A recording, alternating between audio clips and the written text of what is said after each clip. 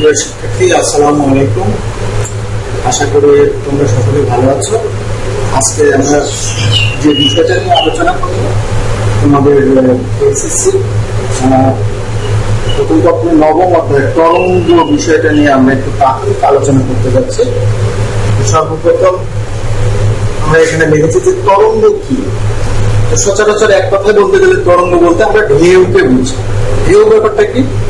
ধরো তুমি একটা পুকুরের পাশে দাঁড়িয়ে একটা নিচের টুকরা দিয়ে পুকুরের মাঝখানে একটা ঢিল ছুড়ে কিছুক্ষণ পরে দেখবা যে এটা একটা কাঁপতেছে, পুকুরের পানিগুলো একবার উপরে উঠতেছে, একবার নিচে নামতেছে। তো সচরাচর আমরা সাধারণভাবে বলি এটা সেই ঢেউ বা এটা তরঙ্গ। ফিজিক্সের ভাষায় এটা কি? লক্ষ্য করলে দেখা যায় যে এই ঢেউয়ে যে একটা অংশ আছে সেটা হচ্ছে কি হতে পারে, একবার ঠিক এরকম এরকম, অর্থাৎ একবার উপরের দিকে একবার নিচে দিকে, পানিগুলো একবার উপরে উঠতেছে একবার নিচে নামছে, উপরে উঠছে নিচে নামছে। তো পানির যে অসংখ্য কণা যদি আমরা এখানে চিন্তা করবো এই ঢেউয়ের ক্ষেত্রে, ঠিক আছে, পানির যে অসংখ্য কণা যদি আমরা চিন্তা করি তাহলে দেখা যায় যে পানির প্রতিটা কণা এরকম ভাবে তারটা সব অবস্থানে এরকম ভাবে উপর নিচে কাঁপতে থাকে। এবং দেখা যায় যে পুকুরের পাড়ে অন্য কেউ যদি দাঁড়িয়ে থাকে, ঠিক আছে, তাহলে দেখা যাবে যে সে যদি লক্ষ্য করবে যে এই কাঁপা কাঁপতে কোন একটা সময় একটা শক্তি এসে পুকুরের পাড়ে আছাড় খেয়ে পড়তেছে, অর্থাৎ পুকুরের পাশের যে পাড়ের যে মাটিতে যে কিছু একটা আঘাত করতেছে, এই যে কিছু একটা যে আঘাত করতেছে এটাকে বলা হচ্ছে সেই তরঙ্গের শক্তি। তাহলে আমরা একটা জিনিস বলতে পারি যে তরঙ্গ বলতে যেটাকে বোঝাচ্ছে যে একটি কণা মাধ্যমের কোন কণা যখন কি করতে পারে, একটি সরল সঙ্গীত স্পন্দনের কাঁপতে থাকে এবং সেই সাথে একটা শক্তি সে এক জায়গা থেকে আরেক জায়গায় সঞ্চালিত করে। আমি আবার বলছি যে তরঙ্গ বলতে তাহলে স্পেসিফিকলি যদি আমরা বলতে চাই যে মাধ্যমের যে কণা যার আন্দোলন তৈরি করতেছি বা যে কণার আমরা তরঙ্গ তৈরি করতেছি, সে তার জায়গায় অবস্থান থেকে মোটামুটি এইভাবে কাঁপতে থাকে এবং সেই সাথে একটা শক্তি এক জায়গা থেকে আরেক জায়গায় সে কিন্তু পাস করতে থাকে। তাহলে একই সাথে এখানে কি হচ্ছে, কণার আন্দোলন তৈরি হচ্ছে এবং সেই সাথে সে একটা শক্তি এক জায়গা থেকে আরেক জায়গায় পাস করে দিচ্ছে, সঞ্চালিত করতেছে। তাহলে একটু সুন্দরভাবে যদি আমরা বলতে চাই যে পর্যাবৃত্ত আন্দোলন কোন জড় মাধ্যমের মধ্য দিয়ে অগ্রসর হয়ে এক স্থান হতে অন্য স্থানে তরঙ্গ বা শক্তি এখানে সঞ্চালিত করে, কিন্তু মাধ্যমের কণাগুলোর স্থায়ীভাবে কোনো চেঞ্জ হয় না, যে কোনো যে জায়গায় থাকে সেই জায়গায় সে কাঁপতে থাকে। এই প্রথম কণা কাঁপার ফলে তার পার্শ্ববর্তী কণাকে সে আন্দোলিত করে, এভাবে প্রতিটা কণা তার পার্শ্ববর্তী কণাকে এভাবে আন্দোলিত করতে থাকে, এভাবে করতে করতে একটা শক্তি এক জায়গা থেকে আরেক জায়গায় সেটা ট্রান্সফার হতে থাকে। এটাকে আমরা বলে থাকছি যে তরঙ্গ। তো এখন তরঙ্গ কত ধরনের হয়ে থাকে, বিভিন্ন ধরনের তরঙ্গ হয়ে থাকে। তো সচরাচর যে তরঙ্গের কথা আমরা এই মুহূর্তে কিছুক্ষণ আগে যে আলোচনায় নিয়ে আসলাম, এটাকে বলা হচ্ছে যে যান্ত্রিক তরঙ্গ। তো যান্ত্রিক তরঙ্গ মূলত দুই প্রকার হয়ে থাকে, একটা হচ্ছে আট তরঙ্গ আর একটা হচ্ছে বিগল তরঙ্গ বা লম্বিক তরঙ্গ। আট তরঙ্গ আরেকটা নামকে আমরা বলে থাকি সচরাচর অনুপ্রস্থ তরঙ্গ। আমরা এই যান্ত্রিক তরঙ্গ নিয়ে তোমাদের এই চ্যাপ্টারে আলোচনা করবো এই মুহূর্তে। এছাড়া তরঙ্গ আরো বিদ্যুৎ চৌম্বকীয় তরঙ্গ বা তাড়িৎ চৌম্বকীয় তরঙ্গ আমরা জানি যে এগুলা তোমাদের দ্বিতীয় পত্রে ব্যাপক আলোচনা আছে। এছাড়া তরঙ্গ আছে বস্তু তরঙ্গ, দ্বিধর্মী তরঙ্গ, বিভিন্ন ধরনের তরঙ্গ কিন্তু আছে। আমরা এই চ্যাপ্টারে নিয়ে যে আলোচনাটা করব সেটা হচ্ছে যে তোমাদের যান্ত্রিক তরঙ্গ। মানে যান্ত্রিক তরঙ্গটা কি? যান্ত্রিক তরঙ্গটা হচ্ছে যে এক্ষেত্রে অবশ্যই জড় মাধ্যমের প্রয়োজন হয়। এক জায়গা থেকে আরেক জায়গায় যে শক্তিটা ট্রান্সমিটেড হচ্ছে তাহলে এক্ষেত্রে তার কিন্তু জড় মাধ্যমের প্রয়োজন হচ্ছে। কিন্তু বিদ্যুৎ বা তাড়িৎ চৌম্বকীয় তরঙ্গের ক্ষেত্রে শূন্য মাধ্যমের মধ্যে দিয়েও কিন্তু এক জায়গা থেকে আরেক জায়গায় তারা দিতে পারে। যান্ত্রিক তরঙ্গের ক্ষেত্রে অবশ্যই মাধ্যমের প্রয়োজন হয়। এখন আমরা দেখবো যে এই যান্ত্রিক তরঙ্গ ক্ষেত্রে তারা কি কি বিষয় মেনে চলে সেটা আমরা এখন একটু জেনে যাব। তাহলে তরঙ্গ অনেক প্রকার হয়ে থাকে। তো আমরা এখন যেটাকে এখান থেকে যেটাকে আমরা লিখতে পারি সেটা হচ্ছে যে যান্ত্রিক তরঙ্গ আমরা আলোচনা করতেছি। যান্ত্রিক তরঙ্গ এখন এখান থেকে আলোচনা করতেছি। এই যান্ত্রিক তরঙ্গটা মূলত দুই দিকে ভাগ করা যায়, একটা হচ্ছে আট তরঙ্গ আর একটা হচ্ছে বিদ্যুৎ তরঙ্গ। ঠিক আছে, আট তরঙ্গ আর একটা হচ্ছে বিদ্যুৎ তরঙ্গ। এটা এখন আমরা একটু আলোচনা করব। তোমরা প্রথমে আট তরঙ্গ ব্যাপারটা কি এটা একটু বোঝার চেষ্টা করো। আট সর্বোচ্চ দিন বলা যায় 1 নম্বর ভাগ।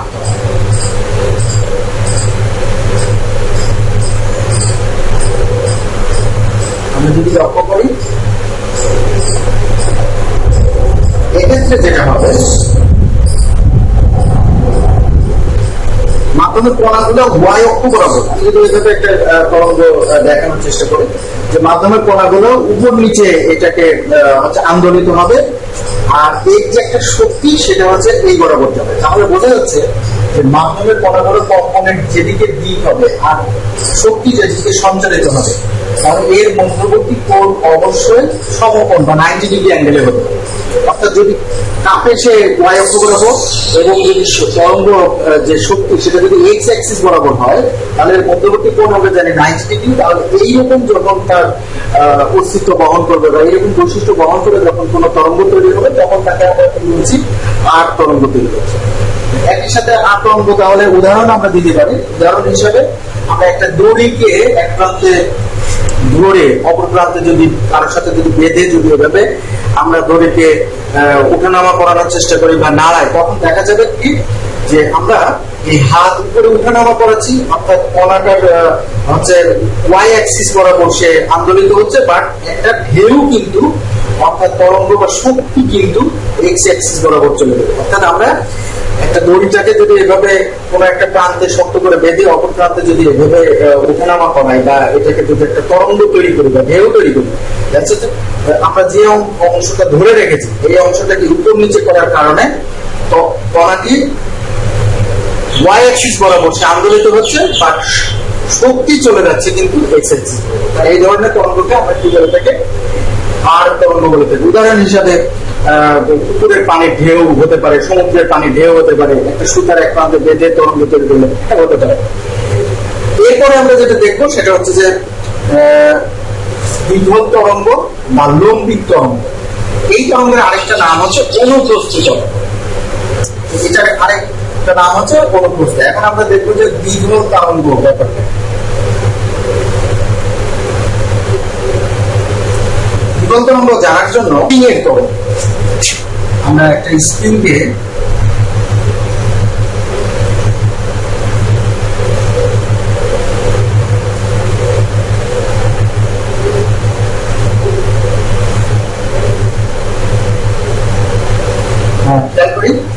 যে এই স্পিনটাকে যদি আমরা এভাবে ধরে একবার সংকোচন প্রসারণ করতে থাকি, তাহলে কি দেখা যাবে যে একবার এই যে ঢেউ তৈরি হচ্ছে, এই ঢেউটা যে অক্ষ বরাবর তৈরি হচ্ছে একই সাথে তরঙ্গ কিন্তু সেই অক্ষ বরাবর। অর্থাৎ এক্ষেত্রে বলা যায় যে মাধ্যমের কণাগুলো যে অক্ষ বরাবর নড়তেছে, তরঙ্গ কিন্তু সেই অক্ষ বরাবর কিন্তু গতিশীল বা শক্তিশীল অক্ষ বরাবর গতিশীল। মানে এটাকে বলা যাবে যে মাধ্যমের কণাগুলো যে অক্ষ বরাবর গতিশীল, একইভাবে তরঙ্গ সঞ্চালনের দিকও সেই বরাবর যদি হয়, এরকম উদাহরণ যখন আমরা পাবো তখন সেই প্রকার তরঙ্গকে দ্বিঘল তরঙ্গ বা আরেকটা নাম আছে লম্বিক তরঙ্গ বলা হয়, অথবা কোনো কোনো বইতে অনুদৈর্ঘ্য তরঙ্গ হিসাবে এটাকে বলা হয়ে থাকে। তাহলে এক্ষেত্রে অবশ্যই তরঙ্গ সঞ্চালনের দিক এবং মাধ্যমের কণাগুলোর কম্পনের দিক সমান্তরালে হবে, অর্থাৎ একই দিকে হবে। যদি এরকম হয় তখন আমরা সেই তরঙ্গকে বলছি দ্বিঘল তরঙ্গ, অনুদৈর্ঘ্য তরঙ্গ বা লম্বিক তরঙ্গ। এর আগেরটা যেটা করেছি সেটা মাধ্যম যে কণাগুলো যে কাঁপবে ঠিক তার থেকে সমকোণ বরাবর তার শক্তি বা তরঙ্গ সঞ্চালিত হবে। আর এটার ক্ষেত্রে মাধ্যমের কণাগুলো যদি কি কাঁপবে, তরঙ্গ ঠিক একই দিকে সঞ্চালিত হবে। তাহলে এই ধরনের উদাহরণ হিসেবে আমরা কি দেখতে পারি, একটা স্প্রিংকে যদি কাঁপানো যায় তাহলে সেই তরঙ্গটা হতে পারে দ্বিঘল তরঙ্গের উদাহরণ। এছাড়াও আরেকটা তরঙ্গ হতে পারে, সেটা হচ্ছে শব্দ তরঙ্গ। আমরা যখন মুখে কথা বলি তখন আমাদের সামনে বায়ু স্তরটা প্রথমে সংকুচিত হয়, তারপরের স্তরটা আবার প্রসারিত হয়, তারপর এই অংশ যখন সামনের দিকে যায় আবার এই মুখের সামনের যে অংশটা সেটা আবার প্রসারিত হয়। অর্থাৎ ক্রমান্বয়ে সংকোচন প্রসারণ, সংকোচন প্রসারণ, অর্থাৎ মাধ্যমের কণাগুলো এভাবে চাপতে থাকে। বায়ুর স্তর, আমার মুখের সামনে যে বায়ুর কণাগুলো আছে এগুলা একবার সামনে পেছনে সামনে পিছনে আগাইতে থাকে, এভাবে আস্তে আস্তে এক জায়গা থেকে আরেক জায়গায় তারা তরঙ্গ করে সঞ্চালিত করতে থাকে। তাহলে এই ধরনের তরঙ্গকে আমরা কি বলে থাকছি, অনুদৈর্ঘ্য তরঙ্গ বা দ্বিঘল তরঙ্গ বা লম্বিক তরঙ্গ। এই বিষয়ের সংজ্ঞা জানার চেষ্টা করবো। আমরা প্রথমে একটা তরঙ্গ তার গ্রাফ আঁকার চেষ্টা করি।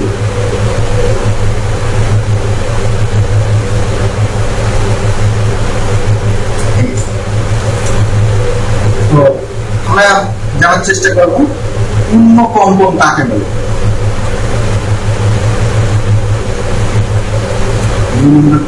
দোলনটা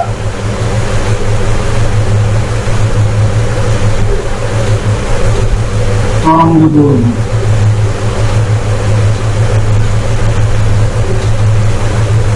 কম্পন।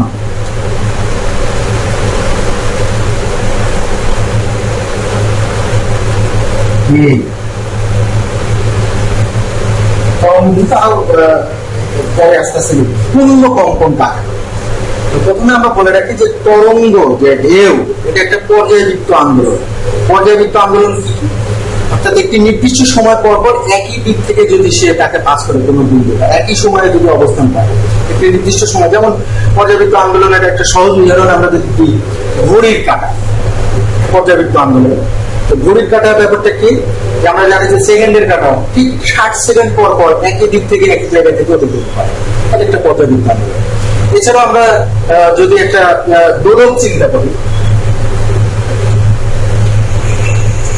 এই দোলকটাকে ধরো আমি এখান থেকে টেনে ছেড়ে দিই, তাহলে কি হবে? দোলকটা যাবে, আবার সে আসবে, আবার এই মধ্যে যাবে। অর্থাৎ আমরা দেখতেছি যে একটা নির্দিষ্ট সময় পর পর সে কিন্তু এই জায়গা থেকে অতিক্রম করছে। আবার যদি এই দিক থেকে আমি এই দোলকটাকে এই সাম্যাবস্থার সাপেক্ষে টেনে ছেড়ে দিই, তাহলে দোলকটা প্রথমে যাবে, আবার আসবে, আবার কিন্তু যাবে। তাহলে একটা নির্দিষ্ট সময় পর পর সে কিন্তু একই দিক থেকে অতিক্রম করতেছে। আমরা ঘড়ির কাঁটা এবং এইটার ভিতরে একটু সামান্য পার্থক্য আছে। এটাকে বলা হয় সরল দোলগতি। সরল দোলগতির পর্যায়বৃত্তের মধ্যে একটু সামান্য একটু কনসেপ্টের একটু পার্থক্য আছে। সেটা হচ্ছে পর্যায়বৃত্ত আন্দোলনটা কি? সেটা হচ্ছে একটি নির্দিষ্ট সময় পর পর একই বিন্দু থেকে অতিক্রম করবে, এটাও তাই, সেই অর্থে এটা পর্যায়বৃত্ত আন্দোলন। আর সরল সংকেত বা সরল দোলগতির যে বৈশিষ্ট্য, সেটা হচ্ছে কি? এই যে একটা নির্দিষ্ট সময় পর পর একই দিক থেকে যাওয়ার ভেতরে সে বাকি অর্ধেক যেদিকে থাকবে সময়, ঠিক আর বাকি অর্ধেক সময় কিন্তু তার বিপরীত দিকে থাকবে। অর্থাৎ ব্যাপারটা কি? আমরা যখন একটা দোলককে টেনে ছেড়ে দিচ্ছি, মানে দোলকটা প্রথমে যেদিকে যাচ্ছে, মানে তার যাওয়ার দিক প্রথমে এইদিকে, তারপরে কিন্তু সে আবার কি পেছনের দিকে, তাহলে এখান থেকে এখানে গেল, আবার সে চলে আসলো এখানে, তার মানে সে গেল এবং আসলো। কিন্তু ঘড়ির কাঁটার ক্ষেত্রে আমরা যদি লক্ষ্য করি, তাহলে কিন্তু সে একই দিক থেকে মুভমেন্টটা দিচ্ছে। কিন্তু সে কিন্তু এরকম না যে সেকেন্ডের কাঁটার ক্ষেত্রে যদি আমরা চিন্তা করি যে 30 সেকেন্ড যেদিকে যায় বাকি 30 সেকেন্ড উঠলে দিবে, কিন্তু এই ঘটনাটা কিন্তু ঘড়ির কাঁটার ক্ষেত্রে ঘটে না, কিন্তু এইটার ক্ষেত্রে কিন্তু ঘটে। একইভাবে যদি আমরা স্প্রিং এর কথা চিন্তা করি, একটা স্প্রিংকে যদি আমরা দৃঢ় অবলম্বন থেকে ঝুলাই দিই, তাহলে কি হবে?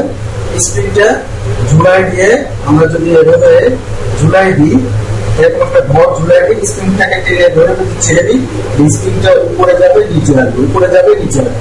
সাম্য অবস্থা, এটা হচ্ছে তার সাম্য অবস্থা। কখনো সে এই অবস্থানে থাকবে, কখনো সে এই অবস্থানে থাকবে, অর্থাৎ সে উপরে নিচে, উপরে নিচে। তাহলে দেখা যাচ্ছে সাম্য অবস্থার সাপেক্ষে কখনো সে এইদিকে, কখনো সেই দিকে। অর্থাৎ গতির কোন এক সময় সে যেদিকে যাচ্ছে, বাকি অর্ধেক সময় ঠিক তার উল্টো দিকে ব্যাপারটা থাকছে। তাহলে আমরা এটা বলতে পারছি এই ধরনের গতিকে, যদিও একটা পর্যাবৃত্ত গতি, তারপরে স্পেসিফিক যে বৈশিষ্ট্যটা আছে এর মধ্যে, এইটার জন্য এটা আমরা কি বলছি? সরল সঙ্গীত স্পন্দন বা সরল দোলগতি। তো যাই হোক, এই যে তরঙ্গের ক্ষেত্রেও কিন্তু এইরকম একটা বৈশিষ্ট্যটা আছে। অর্থাৎ বাকি অংশ যেদিকে থাকছে, বাকি সময় একটা পূর্ণ স্পন্দনের ক্ষেত্রে তার বাকি কিন্তু উল্টো দিকে। আমরা যেটা বলতে চাচ্ছিলাম সেটা হচ্ছে পূর্ণ কম্পন কাকে বলে। তো পূর্ণ কম্পনের যে সংজ্ঞা, সেটা যদি আমরা লক্ষ্য করি যে তরঙ্গ সৃষ্টিকারী বা তরঙ্গ উপস্থিত কোন কম্পনশীল কণা একটি বিন্দু থেকে যাত্রা শুরু করে আবার একই দিক থেকে সেই বিন্দুতে ফিরে আসে, এটা হচ্ছে পূর্ণ কম্পন। অর্থাৎ যদি চিন্তা করি, এই জায়গা থেকে শুরু করে যাত্রা শুরু করো, একটা নির্দিষ্ট সময় পরে আবার সে ওই রকমই একটা বিন্দুতে ফিরে আসা, ঠিক আছে? বা এটাকে যদি আমরা চিন্তা করি যে একটা নির্দিষ্ট সময় এখান থেকে টেনে আমি ছেড়ে দিয়েছি, দিলে কি হবে? সে এখান থেকে উপরে উঠবে, উঠে এই পর্যন্ত যাবে, যাওয়ার পর সে আবার পিছনে দিকে ফিরে আবার এখানে এসে আবার যেতে চায়। তার মানে কি? একটা নির্দিষ্ট সময় পর পর আমি দেখতেছি সে কিন্তু একটা নির্দিষ্ট বিন্দু পর্যন্ত পৌঁছাচ্ছে, সেখান থেকে আবার সে যাত্রা শুরু করবে আগের মতো, মানে সেই একই বিন্দুতে একটা নির্দিষ্ট সময় পর ফিরে আসে। তাহলে এইরকম যে নির্দিষ্ট বিন্দু, এইটাকে বলা হচ্ছে পূর্ণ কম্পন। আমি আবার বলছি যে তরঙ্গ সৃষ্টিকারী বা তরঙ্গের উপরস্থ কোনো কম্পনশীল কোনো কণা একটি নির্দিষ্ট বিন্দু থেকে যাত্রা শুরু করে আবার একই দিক থেকে সেই বিন্দুতে ফিরে আসলে একটি পূর্ণ কম্পন সম্পন্ন হয় বলে আমরা বলে থাকি। তাহলে একটা পূর্ণ কম্পন বলতে কি, দেখো এই জায়গা থেকে যাত্রা শুরু করে, এটা যদিও এটা কোনি গ্রাফ, এই জায়গা থেকে যাত্রা শুরু করে আবার এই জায়গা থেকে আবার তার মুভমেন্ট কিন্তু উপরের দিকে, এটাকে আমরা বলে দিচ্ছি পূর্ণ কম্পন। দোলনকাল বলতে কি বোঝানো হয়? দোলনকাল বলতে একটি পূর্ণ কম্পন। আমরা বলতেছি যে এখান থেকে শুরু করে এই পর্যন্ত এটাকে একটা পূর্ণ কম্পন বলেছি। এই পূর্ণ কম্পন দিতে যতটুকু সময় লাগে সোজা হিসাব, তাকে আমরা কি বলছি? দোলনকাল। তার মানে একটি তরঙ্গ যখন সে পূর্ণ কম্পন দেয়, এই দেওয়ার তার তো একটা সময় লাগবে, এই সময়টুকুতে বলা হয় দোলনকাল, যাকে সচরাচর আমরা বড় হাতে টি দ্বারা প্রকাশ করে থাকি। তরঙ্গ দৈর্ঘ্য, একটি পূর্ণ কম্পনে তরঙ্গ যে দূরত্ব যায় সেটা তরঙ্গ দৈর্ঘ্য। সহজ হিসাব, একটি পূর্ণ কম্প এখান থেকে শুরু করে এই যে একটা পূর্ণ কম্প, এই পূর্ণ কম্প যতটুকু সে সামনের দিকে গেল এটা হচ্ছে সেই তরঙ্গ। আরো অন্যভাবে বলা যেতে পারে, একটি পূর্ণ, আমি যদি তরঙ্গটা এখান থেকে চিন্তা করতাম তাহলে এখানে যে এটা পূর্ণ কম্পন, তাহলে এই দূরত্বটাও কিন্তু তরঙ্গ দৈর্ঘ্য হবে। আরো অনেকভাবে বলা যায়, এই দূরত্ব থেকে আর এই দূরত্ব পর্যন্ত এটা কিন্তু তরঙ্গ দৈর্ঘ্য। আর এরকম একটি পূর্ণ কম্পনে তরঙ্গ যে দূরত্ব অতিক্রম করে তাকে তরঙ্গ দৈর্ঘ্য বলে। তরঙ্গ দৈর্ঘ্যকে সচরাচর ল্যাম্ডা দ্বারা প্রকাশ করা হয়। দোলনকালের একককে আমরা সচরাচর সেকেন্ড দ্বারা বলে থাকি, যেহেতু টাইম বোঝাচ্ছে, এটা যেহেতু দৈর্ঘ্য তাহলে আমরা এটাকে মিটার দ্বারা বলতে পারি। তরঙ্গ দৈর্ঘ্যে আরো কিছু সংজ্ঞা আছে, যে সমদশা সম্পন্ন একটি তরঙ্গ যখন সঞ্চার হয় তখন সমদশা সম্পন্ন দুইটি কোণার মধ্যবর্তী দূরত্ব। সমদশা বলতে তার যে কোনো মুহূর্তে দশার কথাটা চলে আসলো তার ভেতরে দশা ব্যাপারটা, দশা ব্যাপারটা যখন একটা তরঙ্গ তৈরি হয়, তরঙ্গ তৈরি হওয়ার ভিতরে অসংখ্য কণা এই তরঙ্গের মধ্যে সামিল হয়ে যায়। তাহলে সমদশা সম্পন্ন দুইটি, আমরা যদি বলি দশা, যে কোনো মুহূর্তে ওই কণার গতি, প্রকৃতি, সরণ, ত্বরণ ইত্যাদি যেটা পরিপূর্ণতা বোঝানোর জন্য যে বিষয়বস্তু আমাদের সামনে চলে আসে, ওই অবস্থাটার নামই হচ্ছে একটা সম্মুখ অবস্থা, এটার নামই হচ্ছে দশা। দশা বলতে কি, একটি কণার গতিপথে তার সার্বিক অবস্থা বোঝানোর জন্য যেটা মিন করে সেটার নামই হচ্ছে দশা। তার মানে একটা কণা তার ওই মুহূর্তে স্মরণ কত, ওই মুহূর্তে বেগ কত, ওই মুহূর্তে গতি অবস্থা কত, এরকম সার্বিক ভাবে বোঝানোর যে পদ্ধতি বা বোঝানোর যে অবস্থা, ওইটার নামই দশা। মাঝে মাঝে বলে থাকি কার চেহারা যদি খুব মলিন বা খুব ভালো অবস্থায়, এ তো এইরকম দশা হলো, তার মানে তার সার্বিক একটা পরিস্থিতি আমরা তার চেহারার মধ্যে ফুটে উঠে, যে এই তো দশা এমন কিভাবে হলো, বা তার হাল অবস্থাটা কি, বর্তমান পরিস্থিতি। তার মানে এই যে কম্পনশীল বস্তু, বিভিন্ন কণা, অসংখ্য কণা, এই যে আমরা যদি চিন্তা করে থাকি, এরকম তরঙ্গের সঞ্চার পথে অসংখ্য কণা এই অংশগ্রহণ করে। প্রতিটা কণার, এই কণার অবস্থা কি, এই কণার গতি, প্রকৃতি, সরণ কি, এখানে একটা কণা আছে, এই কণার গতি, প্রকৃতি, সরণ কি ইত্যাদি সম্মুখ অবস্থা বোঝানোর জন্য এটাকে বলা হচ্ছে দশা। তাহলে সমদশা বলতে কি বোঝানো হচ্ছে? সমদশা বলতে এইখানের যে একটা কণা, এইখানের যে একটা কণা, তার গতি, প্রকৃতি, সরণ সচরাচর একই রকম হয়ে থাকে। আমরা সব বলে থাকি যে এই দুটি সমদশা সম্পন্ন দুটি কণার মধ্যবর্তী যে দূরত্ব তাকে তরঙ্গ দৈর্ঘ্য বলা হয়। এরকম সমদশা সম্পন্ন কণা হতে পারে এই দুইটা, এখান থেকে এইটার সাথে এইটা হতে পারে, এইটার সাথে এইটা হতে পারে, এইটার সাথে এইটা হতে পারে, এইরকম। তারপর সমদশা সম্পন্ন সকল কণার মধ্যবর্তী যে দূরত্ব তাদেরকে আমরা কি বলছি?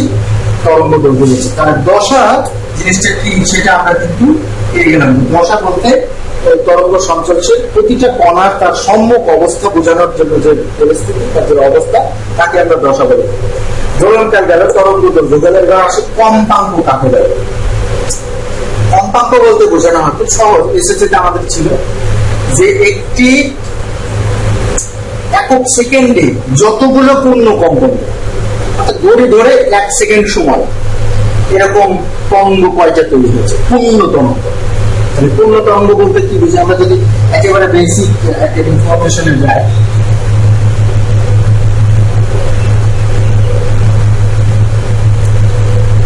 আমাদের আলোচনা হয়েছে পূর্ণকম্প, দোলনকাল, তরঙ্গ দৈর্ঘ্য, দশা আলোচনা হয়েছে। এখন আমরা আলোচনা করবো কম্পাঙ্ক। এখানে কুল 1 সেকেন্ডে আমরা ধরে নিচ্ছি যে এখান থেকে শুরু করে এই পর্যন্ত, তাহলে এখান থেকে শুরু করে যদি তরঙ্গ এখান থেকে আন্দোলন শুরু হয়, এখান থেকে এইটা একটা পূর্ণ, এখান থেকে এইটা, তাহলে আমরা ঘড়ির কাঁটা ধরে দেখলাম যে 1 সেকেন্ড, এইটুকু টোটাল হচ্ছে 1 সেকেন্ড। 1 সেকেন্ডে যতগুলো পূর্ণকম্প, তাহলে আমরা বুঝতেছি 1 সেকেন্ডে এই জায়গা থেকে শুরু করে এই পর্যন্ত গেছে। তাহলে 1 সেকেন্ডে এর ভিতরে পূর্ণকম্পন আছে, এই জায়গা থেকে যদি শুরু হয় এই একটা পূর্ণকম্পন, এই একটা পূর্ণকম্পন। তাহলে আমরা বলতেই পারি 1 সেকেন্ডে 2টা পূর্ণকম্পন গেছে। এই চিত্র অনুসারে আমরা যদি এটাকে 1 সেকেন্ড ধরে নিই, কম্পাঙ্ককে সচরাচর এইচ দ্বারা সূচিত করা হয়, এর এককে হার্জ লেখা, এইচ জে হার্জ, ঠিক আছে? তো একজন বিজ্ঞানীর নাম অনুসারে এই হার্জ শব্দটা এসেছে। তাহলে প্রতি সেকেন্ডে যতগুলো পূর্ণ কম্পন দেবে সেটাকে বলা হচ্ছে কম্পাঙ্ক। যদি সে 1 সেকেন্ডে একটা পূর্ণ কম্পন দিত তাহলে তার কম্পাঙ্ক 1। যদি 1 সেকেন্ডে 3টা পূর্ণ কম্পন দিত তাহলে তার কম্পাঙ্ক হচ্ছে 3 হার্জ। এমন হতে পারে যদি তার 1 সেকেন্ডে ধরো 3.5টা, অর্থাৎ 3টা এবং আরো অর্ধেক গেল, তাহলে তার কম্পাঙ্ক হচ্ছে 3.5 হার্জ। অর্থাৎ প্রতি সেকেন্ডে সে এই কয়টা সে কম্পন সংখ্যা দিল সেইটাই হচ্ছে আমাদের কম্পাঙ্ককে নির্দেশ করে। আর এক্ষেত্রে 2টা পূর্ণ কম্পন গেছে, তাহলে তার উত্তর হবে কম্পাঙ্ক ইলেকট্রন ফ্রিকোয়েন্সি ইলেকট্রন হচ্ছে 2 হার্জ। গেল কম্পাঙ্ক, গেল কাকে বলে, বেগ কাকে বলে। খুব সহজ, আমরা জানি বেগ মানে হচ্ছে প্রতি বেগের যে সংজ্ঞা, আমরা প্রতি চ্যাপ্টার থেকে জেনে এসেছি, বেগ সমান s ডিভাইডেড বাই t। এই সংজ্ঞা থেকে আমরা বেগের সংজ্ঞা বের করতে পারি। কিভাবে? আমরা এখানে বলেছিলাম যে প্রতি সেকেন্ডে যত দূর সে যায়, এই জিনিসটাই তরঙ্গের উপরে নিয়ে এসে আমরা ফেলে দিচ্ছি যে একটা তরঙ্গ তার গতিপথে 1 সেকেন্ডে যত দূর যাবে সেটা তার হচ্ছে তরঙ্গের বেগ। তাহলে আমরা বলতে পারি যে প্রতি সেকেন্ডে একটা কম্পনশীল বস্তু বা তরঙ্গ যত দূর পথ অতিক্রম করবে সেটাকে আমরা কি বলছি? বেগ বলছি। বেগের একক কি? বেগের একক আমরা জানি মিটার পার সেকেন্ড। এখানেও ঠিক তার ব্যতিক্রম কিছু না, বেগের একক মিটার পার সেকেন্ড। তো আমরা জানলাম হচ্ছে কি পূর্ণ কম্পন কাকে বলে, দোলনকাল কাকে বলে, তরঙ্গ দৈর্ঘ্য কাকে বলে, কম্পাঙ্ক কাকে বলে, বেগ কাকে বলে, দশা কাকে বলে। সেটা হচ্ছে যে কৌণিক কম্পাঙ্ক, সেটা হচ্ছে যে কৌণিক কম্পাঙ্ক।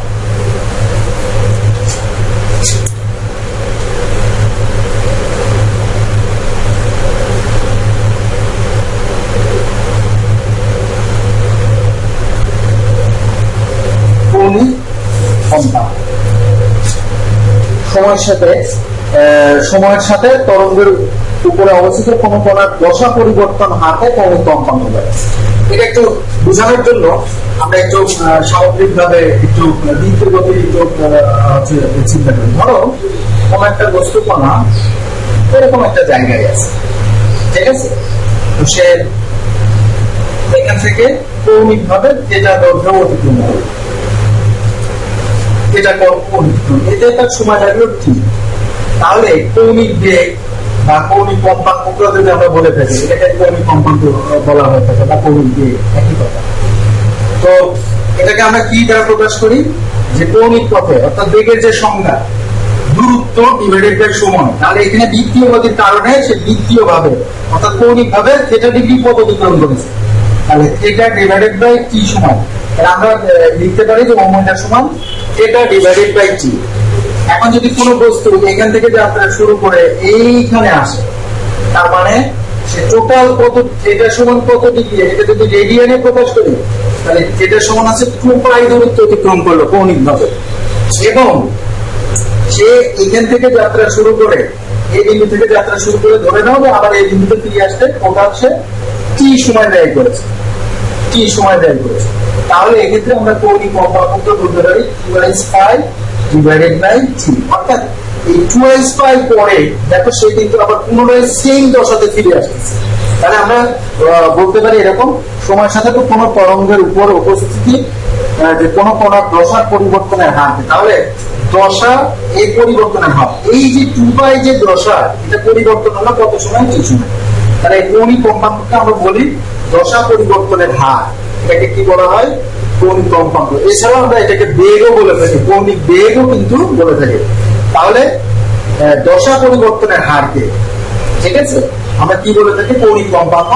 অথবা আমরা বলতে পারি যে এই যে 2π দশা পরিবর্তনের জন্য যদি t সময় লাগে, তাহলে তার যে কৌণিক বেগ সেটাকে লেখা যায় 2π/t। এরপরে আমরা যেটাকে বলতে থাকি সেটা হচ্ছে যে তরঙ্গ মুখ ব্যাপারটি।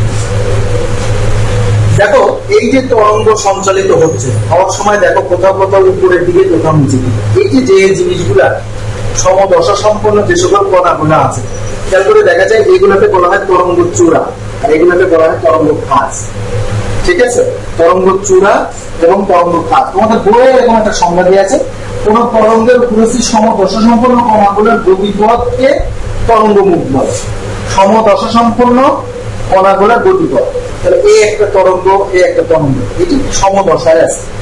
এই যে গতিপথ, এই গতিপথটা হচ্ছে তার তরঙ্গ। এই একটা কণা, এই একটা কণা, এর যে দশা সমদশা, তাহলে এই যে গতিপথ, এটাকে আমরা কি বলছি? যে তরঙ্গ মুখ। এরকম প্রত্যেকটা বিন্দু বিন্দু যে কণাগুলো আছে, প্রত্যেকটা সমদশা হতে হবে।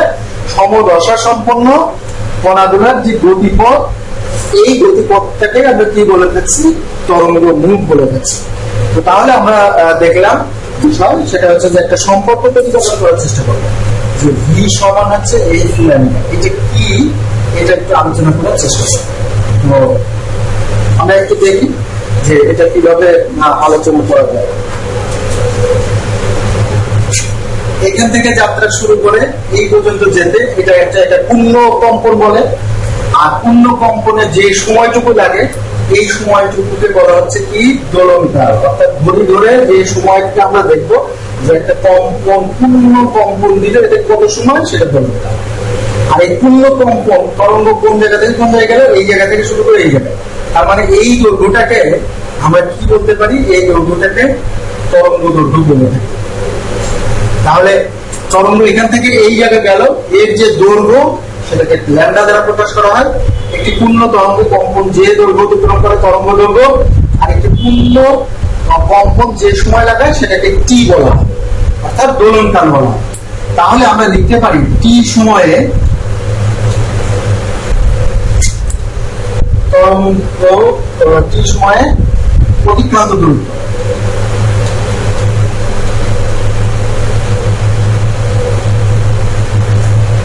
কি পেলাম? ল্যাম্ডা। তাহলে একক সময়ে অতিক্রান্ত দূরত্ব আমরা কি পাবো? ল্যাম্ডা ডিভাইডেড বাই টি। এবার খেয়াল করো, বেগ বলতে কি বোঝায়? একক সময়ে যে দূরত্ব অতিক্রম করে। ভালো করে লক্ষ্য করো, টি সময় অতিক্রান্ত দূরত্ব কি পেয়েছে? ল্যাম্ডা। একক সময় অতিক্রান্ত দূরত্ব কি? ল্যাম্ডা ডিভাইডেড বাই টি। আমরা কি জানি? বেগের সংজ্ঞা অনুসারে বেগ সমান ভি সমান এস বাই টি। গতিবিদ্যা চ্যাপ্টার থেকে, এস বাই টি গতিবিদ্যা চ্যাপ্টার থেকে আমরা জানি। এখানে কি বলি? যে সময় যদি 1 সেকেন্ড নিয়ে যায় তাহলে এস, তাহলে ভি সমান এস হয়। কখন? যখন হচ্ছে একক সময় হয়। তাহলে আমরা কি লিখতে পারি সংখ্যাটা? একক সময় যে দূরত্ব অতিক্রম হয়, তাহলে এটাই তো তার একক সময় অতিক্রম দূরত্ব। তার মানেটা কি? এটাই তো আসলে বেগ ভি নির্দেশ করতেছে। টি সময় অতিক্রান্ত দূরত্ব ল্যাম্ডা, একক সময় অতিক্রান্ত দূরত্ব ল্যাম্ডা ভাগ টি। আসলে এটাই তো বেগের কথা, যে একক সময় অতিক্রান্ত দূরত্বটাই বেগ বলা হয়। তাহলে বেগ ভি সমান আমরা কি পেলাম? ল্যাম্ডা ডিভাইডেড বাই টি। আচ্ছা, এটা আমরা একটু মনে রাখি, এরপরে আমরা আরেক জায়গায় আসি। আমরা পেলাম ভি সমান ল্যাম্ডা ডিভাইডেড বাই এম। এই চিত্রে যদি দেখি তাহলে টি সময়ে পূর্ণ কম্পন একটি না, কি সময় সে পূর্ণ কম্পন দেয়? কত? পূর্ণ কম্পন দেয় আমরা জানি যে একটি। কারণ হচ্ছে যে টি মানে দোলনকাল, আর দোলনকাল মানে একটার যে সময়। তাহলে আমরা এটাকে লিখি যে টি সময় পূর্ণ কম্পন দেয়, অর্থাৎ একটার জন্য তার দোলনকাল হচ্ছে টি। তাহলে একক সময়ে পূর্ণ কম্পন দেয় কত? 1 ডিভাইডেড বাই টি। এবার দেখো মজার একটা বিষয়, সেটা কি যে কম্পাঙ্কের যে সংজ্ঞা আমরা কি করেছিলাম, একক সময়ে যতগুলো পূর্ণ কম্পন দেয়, একক সময়ে যতগুলো পূর্ণ কম্পন দেয়। দেখো টি সময়ে পূর্ণ কম্পন দেয় কয়টা? একটা। একক সময়ে পূর্ণ কম্পন দেয় কত? 1/t।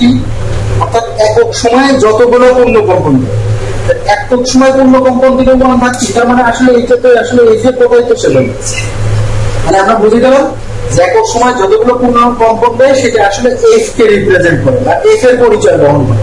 তাহলে এফ সমান আমরা কি পেলাম? এফ সমান পেলাম হচ্ছে 1/t। এখন খেয়াল করে দেখো তো যে 1/t ইনটু ল্যামডা, তাহলে কি 1/t সমান আমরা এফ লিখতে পারি না? তাহলে ভি সমান এফ ল্যামডা, এটা প্রমাণ করা যায়।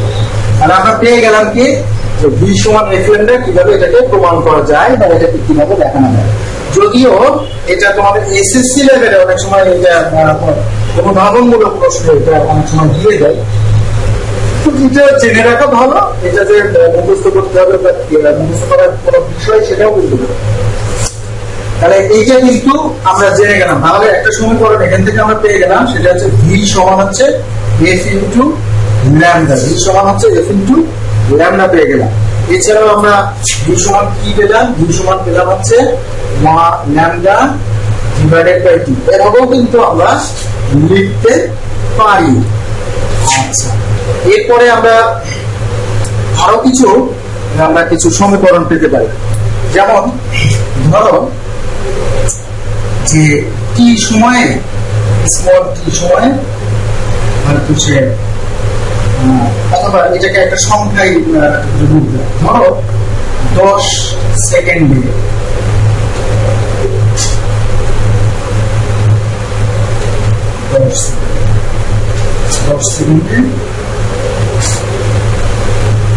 20টি কম্পন। 10 সেকেন্ড সময় সে 20টি পূর্ণ কম্পন। তাহলে 1 সেকেন্ডে কয়টা দিবে? 20 দিবে। তাহলে প্রতি সেকেন্ডে যতগুলো পূর্ণ কম্পন, তার মানে কি এটাই তো আসলে এবার আমি কি করতে পারি? এই 10-এর জায়গায় ধরো মনে মনে কি ধরে, আর এই 20-এর জায়গায় কি ধরে নাও, এন ধরে নাও। তাহলে সংখ্যাটা কি দাঁড়ালো? এন ডিভাইডেড বাই টি। মানে আমরা এফ এর আরেকটা নতুন সংজ্ঞা এভাবে দিতে পারি যে এফ সমান capital N divided by T. Capital N এর পরিচয়টা কি? যতগুলো পূর্ণ কম্পন সেটা এন। স্মল টিটা কি? ওই সংখ্যক পূর্ণ কম্পন দিতে তার মোট কত সময় লেগেছে সেটা হচ্ছে টি। স্মল টি আর ক্যাপিটাল টি এর মধ্যে কিন্তু একটা পার্থক্য। স্মল টি হচ্ছে যতগুলো পূর্ণ কম্পন দিয়েছে তার জন্য মোট বরাদ্দকৃত সময়, আর ক্যাপিটাল টিটা হচ্ছে একটা কম্পনের জন্য মোট বরাদ্দকৃত সময়, একটা কম্পনের জন্য। তাহলে স্মল এফ, যেটাকে কম্পাঙ্ক বলা হচ্ছে, স্মল এফ সমান কি লিখতে পারছি আমরা? ক্যাপিটাল এন ডিভাইডেড বাই টি। তাহলে এটা কিন্তু একটা এফ এর সংজ্ঞা। এছাড়াও আমরা জানি যে এফ সমান হচ্ছে 1 ডিভাইডেড বাই টি। তাহলে এটাকে এন ডিভাইডেড বাই টি এরকম লেখা যায়, বা টি সমান কি লেখা যায়? Small T divided by capital N. তাহলে আমরা এখানে কিন্তু এই সমীকরণগুলো তুলে দিতে পারি যে টি সমান small T divided by capital N. তাহলে এটাকে আমরা কি lambda into N divided by T এভাবে কিন্তু এটাকে লিখতে পারি। তার মানে ভি এর নতুন আরেকটা সমীকরণ পেয়ে গেলাম যে ভি সমান কি লেখা যেতে পারে? ভি সমান লেখা যেতে পারে ল্যামডা এন ডিভাইডেড বাই টি। এছাড়াও আমরা জানি যে এক্স সমান হচ্ছে ক্যাপিটাল এন ডিভাইডেড বাই টি। এই সমীকরণটাও কিন্তু লেখা যেতে পারে। তাহলে দেখো যে ভি এর নতুন একটা পরিচয় আমরা কিন্তু পেয়ে গেলাম। ঠিক আছে? আচ্ছা, এরপরে খেয়াল করে দেখো আমরা গতিবিদ্যার চ্যাপ্টার থেকে এখানে কিন্তু সম্পর্ক উচিত করি। আমরা জানি ভি সমান কি? এস ডিভাইডেড বাই টি। আর এখানে কি পেয়েছি? এখানে পেয়েছি হচ্ছে ল্যামডা এন ডিভাইডেড বাই টি। খেয়াল করে দেখো তো, উভয় দিক থেকে আমরা যদি এই অংশটা নিয়ে যদি চিন্তা করি তাহলে আমরা কি লিখতে পারি? আমরা এস সমান ল্যামডা ইনটু এন, এটাও কিন্তু লিখতে পারি। অর্থাৎ ল্যামডা ইনটু এন বলতে কি বুঝো? Lambda into N. তাহলে এসটা কি? এসটা হচ্ছে সরণ বা দূরত্ব, যেটা কি আমরা ল্যামডা কি? একটার জন্য দূরত্ব, একটি কম্পনের দূরত্ব। এনটা কি? কম্পন, পূর্ণ কম্পন সংখ্যা, পূর্ণ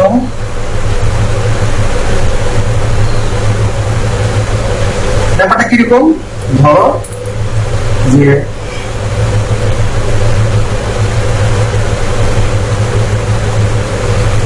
এখান থেকে মনে করো এ একটা মোট হচ্ছে কয়টা আছে, এন এর মান কয়টা আছে, এর সমান আছে 2টি। তাহলে খেয়াল করে দেখো তো এর সমান এন ল্যাম্ডা কিভাবে দাঁড়ায়। এটা কম্পন এই জায়গা থেকে শুরু করে মনে করো এই পর্যন্ত বেঁচে আছে 1 সেকেন্ড।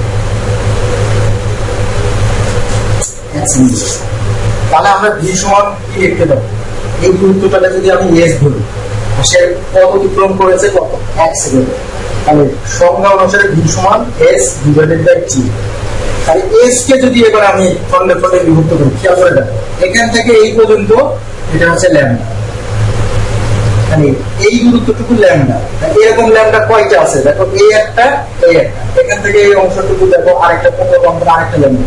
তাহলে অ্যাকচুয়ালি কি কয়টা ল্যাম্ডা, 2টা ল্যাম্ডা। তাহলে 2 আসলে কার মান, 2 তো ক্যাপিটাল এন এর মান। তাহলে আমরা বলতেই পারি যে এস বলতে তাহলে এখানে এই চিত্র অনুসারে আমরা কি পাচ্ছি, 2 ইনটু ল্যাম্ডা। তাহলে 2টা কার মান ছিল, 2টা অ্যাকচুয়ালি তো এই যে ক্যাপিটাল এন এর মান।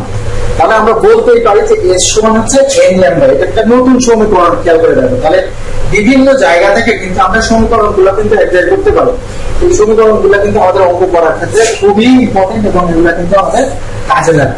তাহলে আমরা কি পেয়ে গেলাম, এখান থেকে এফ সমান এন ডিভাইডেড বাই টি বা ভি সমান এফ ল্যাম্ডা, তারপরে এটাকে লেখা যায় ল্যাম্ডা ডিভাইডেড বাই টি বা lambda N divided by T বা এফ সমান N divided by T, V সমান S by T, lambda N divided by T, S সমান এন ল্যাম্ডা। এন ল্যাম্ডার ক্ষেত্রে আমরা এটা বোঝানোর চেষ্টা করলাম যে 1 সেকেন্ড এখান থেকে এইটুকু যায়, যদি দূরত্ব এস হয় তাহলে ভি সমান S divided by T. S সমান কি লেখা যায়, এর সমান দেখো এই অংশটুকু ল্যাম্ডা, এই অংশটুকু ল্যাম্ডা। তাহলে কয়টা ল্যাম্ডা পার দিয়েছে, টোটাল এস এর জন্য 2টা, আর 2টার মান ক্যাপিটাল এন এর মান। তাহলে আমরা বলতেই পারি এর সমান আছে ল্যাম্ডা। তাহলে এটাও কিন্তু একটা সমীকরণ। তাহলে আমরা অনেকগুলো সমীকরণ কিন্তু এখান থেকে পেয়ে গেলাম। তো এই সমীকরণগুলো সবগুলো কিন্তু অবশ্যই আমাদের মনে রাখতে হবে। আমরা কি কি সমীকরণ পেলাম একটু লক্ষ্য করি। আমরা পেয়েছি হচ্ছে এফ সমান হচ্ছে 1/2, আমরা এফ সমান পেয়েছি ক্যাপিটাল এন ডিভাইডেড বাই টি, আমরা ভি সমান পেয়েছি এফ ল্যাম্ডা, আমরা পেয়েছি 1/2 ইনটু ল্যাম্ডা, আমরা পেয়েছি এটা সমান হচ্ছে এস ডিভাইডেড বাই টি, আমরা পেয়েছি এন ল্যাম্ডা ডিভাইডেড বাই টি। এই সমীকরণগুলো পেয়েছি। আমরা পেয়েছি ওমেগা সমান হচ্ছে 2i স্কয়ার ডিভাইডেড বাই টি। এই সমীকরণগুলো কিন্তু আমরা এখান থেকে পেয়ে গেছি। আমরা পেয়েছি টি সমান হচ্ছে 1/f, আবার x সমান আমরা কি লিখতে পারি, x সমান আমরা এটাও লিখতে পারি। ওটা যদি লিখে দিই মান বসাই তাহলে x সমান হচ্ছে square T divided by capital N, এটা কিন্তু আমরা লিখতে পারি। এছাড়াও ওমেগার ক্ষেত্রে আমরা লিখতে পারি 1/t, এটা সমান f ইনটু 2i স্কয়ার, আর সুন্দর করে লিখলে 2i স্কয়ার ইনটু f। এই জিনিসগুলো কিন্তু আমরা সব এই সমীকরণ আলোচনা থেকে কিন্তু আমরা পেয়েছি। তো সুপ্রিয় শিক্ষার্থী, আমরা আলোচনার প্রায় শেষের দিকে চলে আসছি। আজকের ক্লাস থেকে আমরা প্রথমত জেনেছি কি কি, আমরা একটু রিভিউ করি। প্রথমত জেনেছি যে তরঙ্গ জিনিসটা কি। আমরা বলেছি জড় মাধ্যমের ভিতরে আন্দোলন, কণাগুলা আন্দোলন করলে একটা তরঙ্গ তৈরি হয়, এবং আরো বলেছি যে যখন কণাগুলা আন্দোলিত হয় বা কাঁপতে থাকে তখন কম্পনের দিক যেদিকে থাকে তরঙ্গ বা শক্তি যায় কিন্তু আরেকটা দিকে। তো একই দিকেও হতে পারে, আরেক দিকেও হতে পারে। তার মানে এখানে অবশ্যই কণাগুলো কাঁপবে এবং সেই সাথে একটা শক্তি থাকবে, সেটাকে আমরা বলছি তরঙ্গ বলতেছি।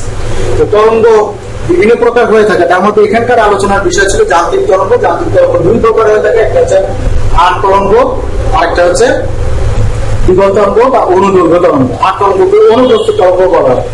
আমরা দেখেছি যে কম্পনের দিক এবং তরঙ্গ সঞ্চালনের দিক যদি সমকোণে হয় এটাকে আট তরঙ্গ বলে। তরঙ্গ কণাগুলো কম্পনের দিক এবং তরঙ্গ সঞ্চালনের দিক যদি একই সমান্তরালে হয় তাহলে সেটাকে বলা হয় অনুদৈর্ঘ্য এবং স্পিনের তরঙ্গ। আর আট তরঙ্গের উদাহরণ দিয়েছিলাম আমরা পানির ঢেউ বা একটা সুতাকে বেঁধে যদি কাঁপানো যায় সেটা দেখেছিলাম। আমরা দেখেছি পূর্ণ কম্পন কাকে বলে, আমরা বলেছি যে সমদশা সম্পন্ন দুটি কণা এই যে অবস্থা, অর্থাৎ একটা নির্দিষ্ট সময় পর পর সেই একই জায়গায় কণাটা যখন অবস্থান করে তখন তার একটা পূর্ণ কম্পন হয়েছে বলে আমরা বলে থাকি। তাহলে সেটাকে পূর্ণ কম্পন বলে। এই পূর্ণ কম্পনের যে দূরত্বটাও যে পথ সে অতিক্রম করে সেটাকে বলা হয় তরঙ্গ দৈর্ঘ্য। আর এতে যে সে সময় ব্যয় করে তাকে বলেছি আমরা দোলনকাল। যাই হোক, এরপরে আমরা বেগ 1 সেকেন্ডে সে যত দূর যাবে সেটাকে আমরা বলেছি বেগ। তারপরে সে আমরা আরো করেছি যে কোন কম্পাঙ্ক কাকে বলে বা কোন বেগ কাকে বলে, আমরা করেছি দূরত্বের সাথে বেগের সম্পর্ক বা দূরত্বের সাথে কম্পাঙ্কের সম্পর্ক, বিভিন্ন সংজ্ঞা কিন্তু আমরা এখান থেকে পেয়েছি। তো ঠিক আছে সুপ্রিয় শিক্ষার্থী, আজকে এই পর্যন্তই। তোমরা আশা করি বিষয়টা বুঝতে পেরেছো। এর ভিতরে যদি আমার অনাকাঙ্ক্ষিত কোনো ভুল ত্রুটি হয়ে থাকে সেটা আমার ইচ্ছাকৃত না, হয়তো মুখ ফসকে বেরিয়ে হয়ে গেছে। যাই হোক, আশা করি তোমরা মোটামুটি একটা ধারণা পেয়েছো তরঙ্গ সম্পর্কিত। আমরা নেক্সট ক্লাসে তরঙ্গের আরো কিছু বিষয় নিয়ে আলোচনা করবো। সে পর্যন্ত মহান রাব্বুল আলামিনের অসীম মেহেরবানিতে তোমরা ভালো থাকো, সুন্দর সুস্থ কল্যাণময় জীবন তোমরা অতিবাহিত করো, সেই প্রত্যাশায় তোমাদের সকলকে ধন্যবাদ। আসসালামু আলাইকুম।